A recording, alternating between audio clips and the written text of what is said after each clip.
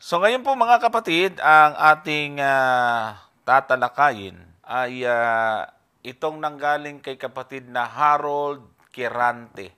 Ang sabi niya dito ay, "Good evening. Ask ko lang po, sa ika-anim na araw, sabay nilalang ng Diyos ang lalaki at babae."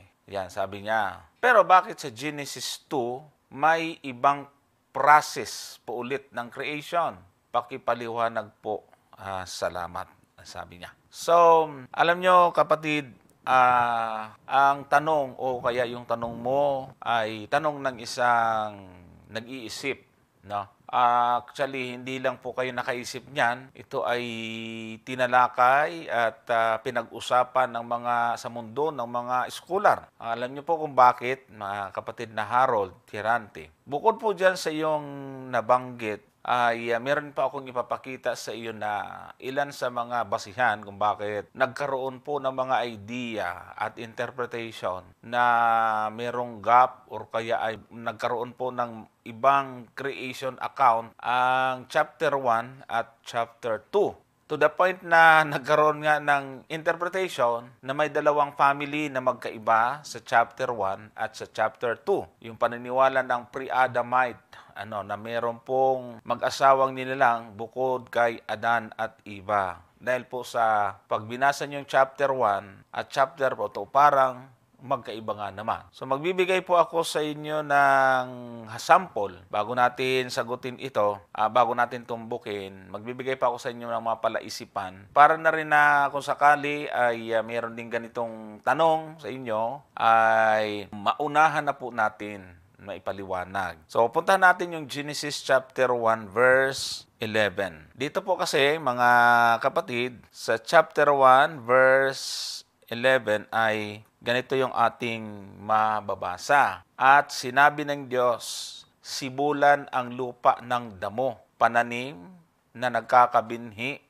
at punong kahoy na namumunga ayon sa kanyang pagkakahoy, na taglay ang kanyang binhi sa ibabaw ng lupa at nagkagayon." So, chapter 1, verse 11, mga kapatid, ay meron na pong pinasibol na mga damo, mga halaman na nagkakabinhi at punong kahoy na namumunga ayon sa kanyang pagkakahoy. Na ito po ay nagkakaroon po ng binhi. Samantala, pagdating sa chapter 2, verse 5, ay may ganitong talata na mababasa natin. Sabi po dyan, chapter 2, verse 5, "At wala pa sa lupang kahoy sa parang, at wala pang anumang pananim na tumutubo sa parang, sapagkat hindi pa pinauulanan ng Panginoong Diyos ang lupa, at wala pang taong magbukid ng lupa." So, pansinin ho ninyo mga kapatid ang pagkakasabi sa talata, kasi doon sa hindi gaanong pinag-aralan ito, nagkaroon ng konklusyon na may dalawang magkaibang creation nga sa chapter 1 at chapter 2. So, dito ay makikita natin na merong kahoy na hindi pa tumutubo sa parang. At doon sa unang talata na nabasa natin, ay marami na, may damo, mayroon ng mga kahoy na tumutubo, namumunga. Pagka hindi po natin pinag-aral natin buti ito, kapag hindi ho natin tininan yung tinatawag na syntax, yung mga salitang ginamit po dyan, malilito na po tayo. Gusto kong ipapansin po sa inyo, itong niya sa bandang huling bahagi. Ang sabi dyan, sa chapter 2, verse 5, ang sabi po dyan, ulitin ko lang, pero ipapansin ko sa inyo bang huling bahagi. "At wala pa sa lupang kahoy sa parang, at wala pang anumang pananim na tumutubo sa parang, sapagkat hindi pa pinapaulanan ng Panginoong Diyos ang lupa." Naka-close and open parenthesis yan. So, kahit hindi na natin bigyan ng pansin yan. "At wala pang taong magbukid ng lupa." So, mahalaga po itong "at wala pang taong magbukid ng lupa." Actually, ito isang susi para malaman natin ano itong halaman o pananim na hindi pa tumutubo sa panahong iyon. Kaya, big sabihin, sa mga nag-aral, ay makikita po natin na iba itong halaman na binabanggit dito sa chapter 2 verse 5 doon sa halaman na nasa chapter 1 verse 11. At isa pa po dyan mga kapatid, sa pag-aaral ng mga scholar, kung bakit meron din mga masasabi natin na mga matatalino din tao na nagkaroon ng konklusyon na may magkaibang creation nga po dyan, ay doon po sa dalawang salitang ginamit na tungkol sa pangalan ng Diyos, yung Elohim at saka yung Yahweh o yung God at saka yung Lord. So hindi natin yun bigyan ng pansin kasi masyadong mahaba iyon. So itong dalawang talatang ito ang nagiging dahilan kaya may mga taong nagkikiisip na mayroong magkaibang creation nga yan. Samantalang, ayon po sa pagsusuri, at ito po ay itinalakay po ng mga Adventist scholar doon sa aklat na Interpreting Scripture, ay meron po silang nakita at sisimplihan ko na lang ito. So, ito po, yung pong, kung narinig na po ninyo, yung pong kwento tungkol sa Sumerian, si Inki at si Ninma na binabanggit na Epic of Atrahasis. So, alam nyo, mayroong mga nagkwento rito tungkol doon sa mga tao na nilikha noong una. At binasi po nila dito sa Genesis. Kaya hindi po tanong na tsamba itong tinanong na ating kapatid. Ngayon, bakit nga ba parang may pagkakaiba sa paglikha? So ano po ba itong nasa Genesis chapter 1 verse 11? Balikan nga natin tapos babasahin natin yung verse 12. Kasi konteksto na yung 12 eh. Sabi diyan, sinabi ng Diyos, sibulan ang lupa ng damo, pananim na nagkakabinhi at punong kahoy na namumunga ayon sa kanyang pagkakahoy na taglay ang kanyang binhi sa ibabaw ng lupa. Tapos, sa verse 12, at ang lupa ay sinibulan ng damo, pananim na nagkakabinhi ayon sa kanyang pagkapananim at ng punong kahoy na namumunga na taglay ang kanyang binhi ayon sa kanyang pagkakahoy at nakita ng Diyos na mabuti. So, nakita po natin ito, ang Hebrew word po nitong tinatawag na damo o kaya ay mga pananim. Ang Hebrew word po dyan ay dishe. Dishe. Ito po ay mga halaman na nagbibigay ng binhi. Kaya ang nakasulat po doon ay isib, masraya zira. So, ang ibig sabihin ay ayon sa kanyang uri. Tsaka ang kahulugan nito ay mga puno na namumunga. It's pere, no? Na nagbibigay ng kanilang binhi ayon sa kanilang uri. So, ang ibig sabihin ang Genesis chapter 2 verse 5 sa kabilang banda ay mababasa na para bang bago lalangin ang tao, ay wala pang mga halaman ito sa parang. Yung pong sa chapter 2 verse 5 ay sa Hebrew ay ziyak hasade. Ito yung wala pang halaman nito sa parang. Tingnan nyo ito yung wala pa doon sa panahon iyon. Pero hindi ho ibig sabihin magkaibang creation kasi meron pong kahulugan po itong halaman na ito na hindi pa tumutubo doon sa chapter 5. Ngayon, meron pong paliwanag, mga kapatid, itong ating aklat itong aklat na ito. Yan. Itong aking pinapaliwanag ay kinuha po natin dito sa Interpreting Scripture na ang editor po nito ay si Gerard Fandel.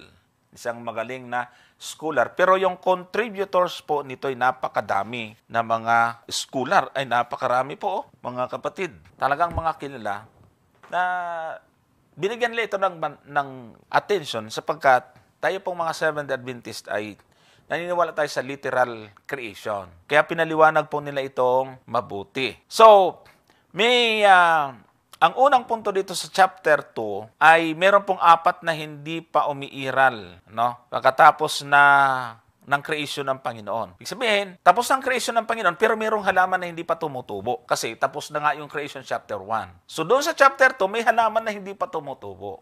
Yan ang ating pag-aaralan ngayon. Ang bagabanggit doon sa chapter 2, verse 5 kanina, wala pa sa lupang kahoy sa parang at wala pang anumang pananim na tumutubo. Ngayon, ito yung tanong. Para masundan natin yon, ito yung tanong. Sa tingin po ninyo, itong pananim na tinutukoy ho dito, ito ba'y tinatanim ng tao?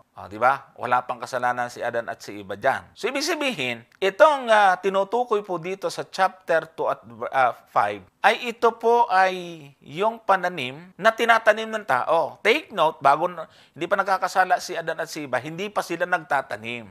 So, may idea na tayo ngayon. Itong tinutukoy dito na pananim na hindi pa tumutubo sa parang, ito yung tanim ng tao. Bakit? Doon sa huling bahagi, binigyan ko na kayo ng idea kayo na, sabi yan, at wala pang taong magbukid ng lupa. So, hindi pa ho nagtatanim sa panahong iyan si Adan. So, dig sabihin, hindi siya nagdadala sa atin doon sa idea na may pagkaibang creation, kundi merong halaman na hindi pa tumutubo dyan. Ito po yung hindi pa tinatanim ng tao at tsaka yung iba pang halaman. Ganito po yung explanation po sa atin, mga kapatid. Ipakita ko na lang ho itong ang sabi sa Interpreting Scripture sa page 119 to 121.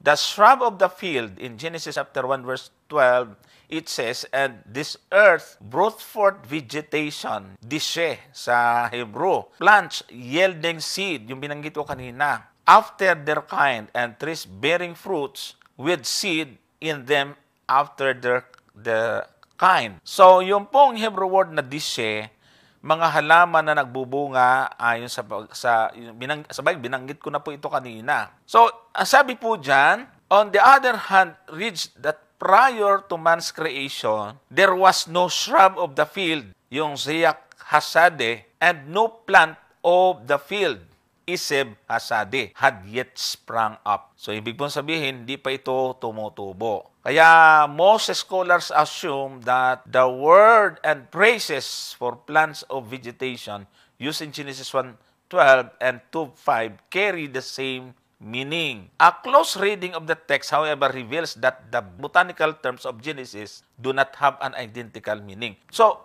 pagka hindi natin pinag-aralan, parang pareho lang ito. Pero, ang sabi diyan, ayon sa masusing pagbabasa, ayon sa konteksto, ay meron silang nakita sa pag-aaral ng botanical. Yung termino na ginamit doon sa chapter 1, verse 12 at chapter 5 ay may pagkakaiba ng kahulugan. Bagaman, parang pareho. O paano natin nalaman? The word siyak appears only 4 times in Hebrew Bible. Genesis chapter 2, verse 5, 21, verse 15, and Job chapter 30 verse 4 and 7. While the full expression Ziyak Hasade is unique. Doon lang ito mabasa sa Genesis chapter 5. Chapter 2 verse 5. So the context of both Genesis chapter 21:15 and Job 30 and verse 4 and 7 make it clear that the Ziyak is as xerophyte, that is a plant adapted to dry or desert environment.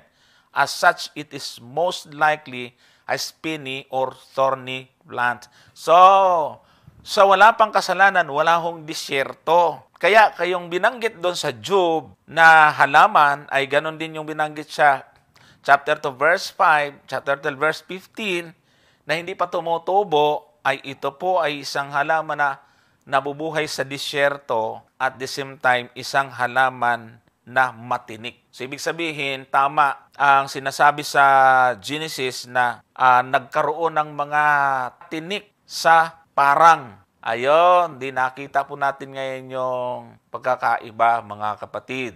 Ang hindi pa tumutubo doon sa chapter 2 verse 5, ito yung mga dawag na tumubo after na po nagkasala si Adan at si Eva. Yung mga matinik at nabubuhay sa disyerto. Kasi yun lang ang malaking punto kung bakit nagkakaroon ng idea na parang may magkaibang creation dito sa bagay na ito. This understanding of the Ziyak receives support from Genesis chapter 3 verse 18 in which the expression plant of the field, Eseb Hasadi, is coupled with thorns and thistle. Thorns and thistles was apparently intended as a parallel expression for the earlier shrub of the field, yung Ziyak Hasade. Ayon, so nakita na po natin yan. These spiny plants are not the type of plants that a farmer of the ancient Near East wood deliberately cultivated in his garden. So, nowhere these plants likely included among the species when God planted the Garden East in Eden, filling it with all sorts and trees that were pleasing to the eye and good for food sa Genesis. So, ayan na po mga kapatid. Ang ating simpleng explanation para masagot natin na merong hindi magkaiba ang creation. At tungkol naman doon sa tao, mga kapatid, binanggit na doon sa Genesis yung lalaki at babae. So may mga pagkakataon na talata sa chapter 2 na binibigyan ng detalye, samantalang dito sa kabila ay pinaka-summary lang. So pareho po yan nagkakatulungan. Wala hong magkaibang creation po dyan. Iisa lang po ang sumulat ng Genesis, yan po ay si Moses, ayon po sa mga eskulang. Sige, Brother Gomer. Ayun, maraming salamat, Brother Johnson. At yun na nga, kung titingnan po natin yung Genesis 2 ay talagang makikita nyo po doon, hindi na binanggit yung bituin doon, kundi ang focus talaga ng Genesis 2, Brother Johnson, ay parang kung babasahin mo yung buong chapter ay nakapokus sa tao. Nabanggit yung mga hayop kasi doon dahil nga ipinadala kay Adan para pangalanan niya. So makikita natin na doon sa Genesis 1, sinabi lang doon na nilalang ng Diyos ang tao. Samantalang sa Genesis 2 naman ay idinitalye kung paano nilalang ng Diyos yung tao. So talagang wala hong pagkakakontra, Brother Johnson, sa mga nag-aral. Yun ang masasabi po natin. Ibig sabihin, wala hong dalawang, kasi nga ang lumabas na medyo naging hindi magandang interpretasyon dyan, Brother Johnson, ay merong dalawang set ng Adan at Eve. Yun nga. Isang mabait at isang parang ganun Yung isang Adan at isang Eva ay kumpleto na. Yung pangalawang Adan at Eva ay magtatanim pa lang. Parang ganon. Pero kung babasahin natin, ay wala pong ganon. Kasi nga, ang sabi doon sa Genesis din na lahat ng nilalang si Eva ang pinanggalingan, Brother Johnson Sa 5 yata yun ng Genesis, talatang 4 ba yun? Tignan niya natin yung 5, 4 o 20. Yung sinasabi doon, Brother Johnson, na si Eva ang naging ina ng lahat ng mga nangabubuhay. Ayan, 3:20 nga. Nasabi po dyan, tinawag na Eva ng lalaki ang kanyang asawa sapagkat siya, hindi naman sinabi dyan na sila, o dalawang Eva yan, hindi. Sapagkat siya ang naging ina ng lahat ng mga nabubuhay. So, lumalabas dyan na iisa lang talaga ang Eva, Brother Johnson. Wala pong dalawang Eva na katulad nung paniniwala nung Operian heritage na inyo na pong sinagot. Ayon, Brother Johnson.